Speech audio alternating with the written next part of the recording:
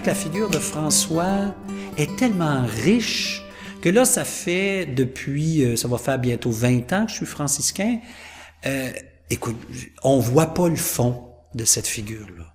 On ne la voit pas. On ne le voit pas, le fond de cette personnalité riche. Puis comme si c'était pas assez déjà François. Claire d'Assise est aussi belle puis aussi lumineuse que François, moins connue mais aussi extraordinaire que François.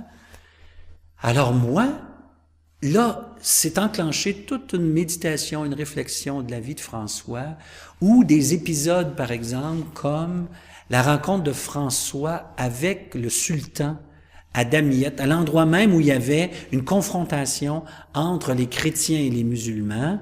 François décide d'aller, il répond à l'invitation du pape d'aller aux croisades, mais il va sans armes. Il y va, mais sans armes. Alors, il arrive, il commence par soigner les chevaliers chrétiens, puis tout ça, puis à un moment donné, il demande la permission de traverser les lignes. Et le cardinal qui est là-bas, qui est responsable des chevaliers croisés, il veut pas, il dit, tu vas te faire tuer. Fait qu'il lui refuse quelquefois le passage. Puis finalement, il dit, si tu veux aller te faire tuer, vas-y donc. Bon. Alors, François part avec un frère qui est pas trop enthousiaste de traverser les lignes. François, il passe sans rien, comme on dit, désarmé. Il traverse les lignes, il se fait capturer par une patrouille musulmane. Et le seul mot qu'il sait dire en arabe, la seule phrase, c'est « je veux voir le sultan ». Alors, il rencontre le sultan, et là, plutôt que par les armes, par le dialogue, il commence à discuter, à rencontrer, au lieu de confronter. Alors que c'était l'ennemi au lieu de confronter par les armes, voici qu'il décide, qu'il choisit de dialoguer avec l'ennemi. Il va passer 3 jours au terme desquels le sultan et François restent tous les deux avec une profonde impression de respect pour l'autre partie. Et le sultan va lui dire, tu me demandes de devenir chrétien, tu sais que je ne peux pas. Mais tu m'as suffisamment impressionné pour dire que si tous les chrétiens étaient comme toi, cette guerre-là, il n'y en aurait pas. Et il a donné quelque chose d'absolument extraordinaire à François. Il a donné un sauf-conduit, c'est-à-dire un document qui autorisait à ce chrétien, François d'Assise et à ses frères, d'aller partout en territoire musulman. C'est ce qui a permis à François de quitter puis de se rendre en Terre Sainte. Il a fondé là la province, à l'époque on disait la province de Syrie. Il a fondé là la première province des franciscains en Terre Sainte, et ça fait donc 800 ans que des franciscains sont autorisés à vivre en terre musulmane.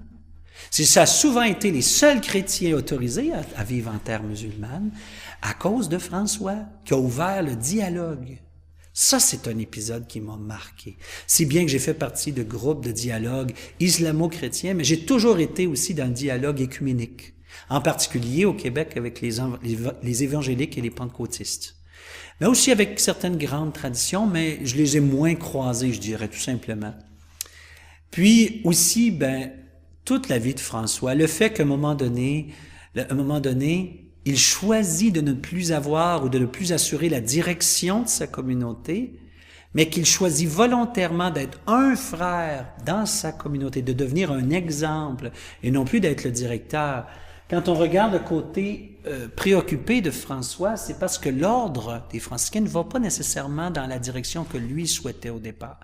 Il aurait aimé qu'on reste, les franciscains, une communauté très modeste, de mendiants, qui travaillaient volontiers comme journaliers chez les agriculteurs, etc., et qui demeuraient très, très pauvres. Mais rapidement, ce qui s'est passé, c'est que il y a eu des collèges entiers qui se sont convertis au franciscanisme. L'Université catholique de Paris, avec un des plus grands théologiens de l'époque, avec tous ses étudiants, sont devenus franciscains d'un bloc. Là, François, il reçoit ça, lui. Lui, là, il y a 10 ans, là, il était tout seul à reconstruire des églises. Puis là, il apprend que des facultés de théologie, des étudiants, des grands de ce monde deviennent des franciscains. Là, dans un sens, il comprend plus rien. Puis là, il voit des frères qui construisent des gros couvents, puis ils organisent la vie qui ressemble à une vie très monastique. Alors, il va vivre une période où il est préoccupé, François. Il est soucieux. Il est soucieux. Et Et donc, il va avoir à apprendre à déposer dans les mains de Dieu même sa communauté. Et ça a été dur. De dire, regarde, la communauté, dans le fond, tu as été l'instrument, tu as fait naître une communauté. Mais ultimement, c'est l'Esprit Saint et c'est Dieu qui l'a suscité. Et ça a été ça a été je dirais, une prise de conscience qui a été déchirante pour François et qui m'a, moi, personnellement, beaucoup, beaucoup inspiré. Vous savez, des fois, on est exposé à des situations, on est obligé de dire, la situation est plus grande que nous. Elle nous dépasse. Il faut que je me resitue comme collaborateur d'une œuvre divine qui me dépasse infiniment. Je ne suis que le collaborateur du royaume. Je ne suis pas le royaume et je ne suis pas Dieu. Et ça a l'air dit comme ça a l'air évident, mais quand c'est dans notre mécanique intérieure, c'est-à-dire que tout ne dépend pas de moi, c'est pas vrai que je suis irremplaçable. Non, Dieu fait advenir quelque chose et le choix qui m'est offert, c'est de participer librement à l'œuvre divine. Mais qu'en bout de ligne, je dois faire confiance au bon Dieu. C'est dans sa main. Et au fond, c'est un peu ça, c'est que dans le moment très dur que François a vécu, Dieu lui a dit, pourquoi penses-tu que tu as tant d'importance que ça? La communauté est la mienne. C'est moi qui l'ai fait advenir. Puis, si j'ai pris soin de toi jusqu'à maintenant, je vais prendre soin de toi, de la communauté, de ma communauté. Et donc, François a accepté de laisser la direction de sa communauté. Il en était le fondateur.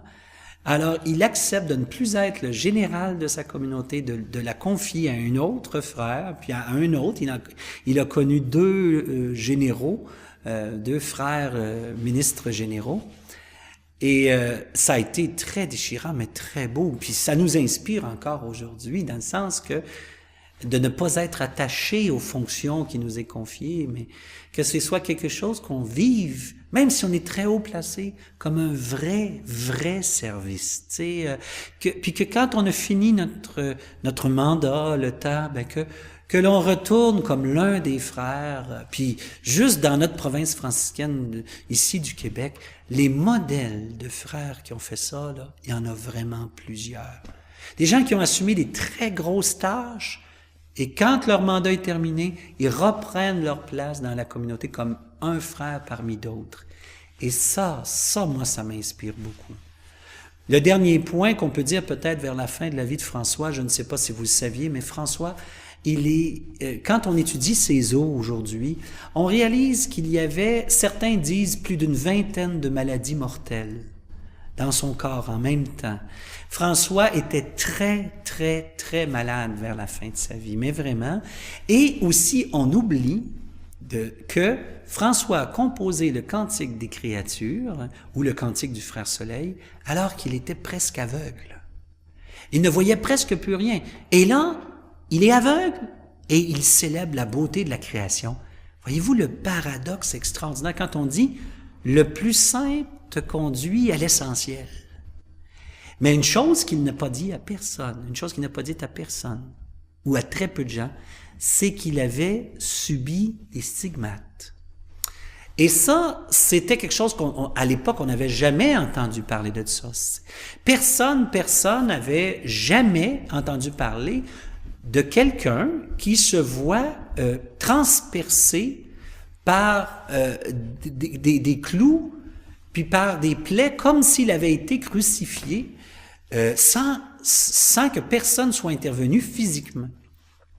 François, donc, s'est retrouvé très affaibli, deux ans avant sa mort, très affaibli par ces plaies-là, qui vraiment le faisaient souffrir terriblement. Il pouvait plus marcher.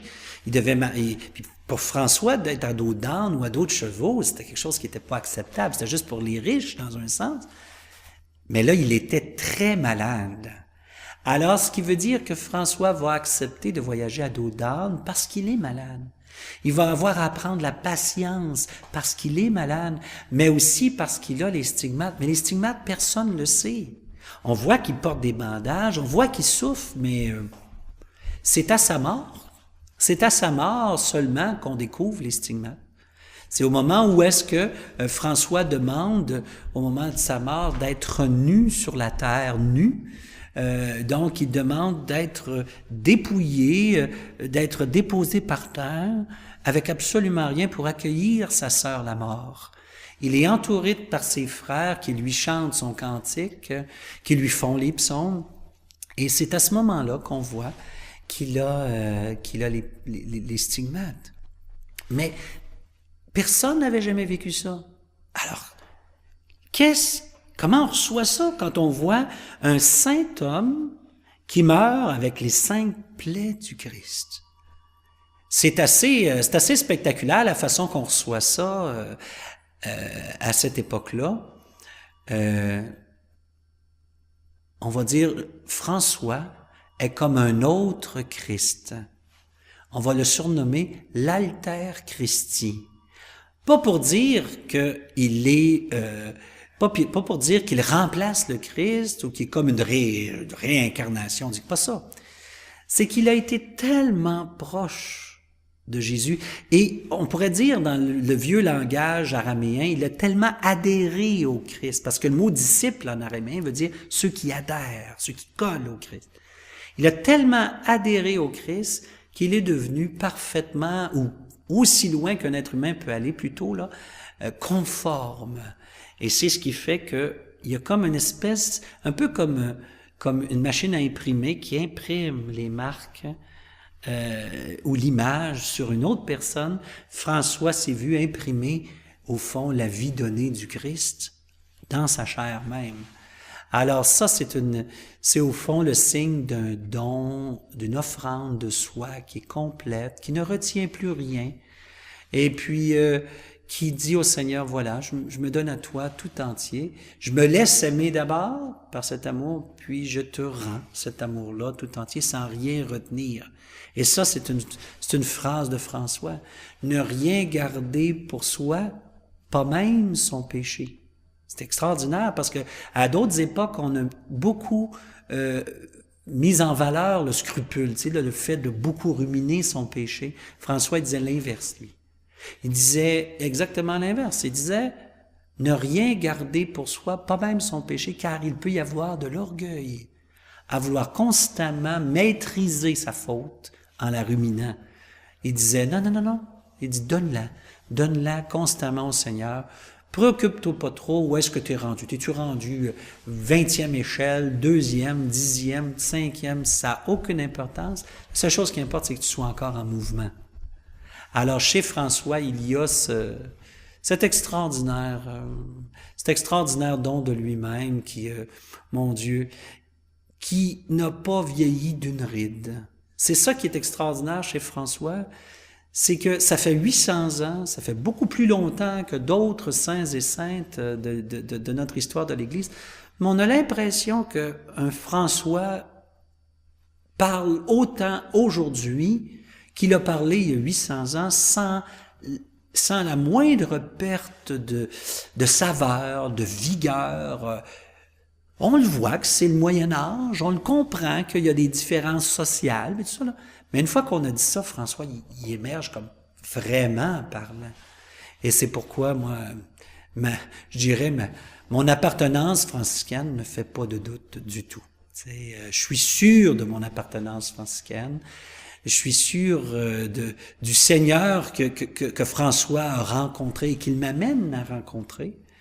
Et puis, cet appel à la fraternité universelle, je reconnais vraiment là le cœur de l'Évangile, c'est-à-dire l'amour total pour Dieu et pour chaque créature, en particulier la plus faible, la plus blessée, la plus marginalisée, comme étant la moelle de l'Évangile. Moi, je la reconnais là-dedans.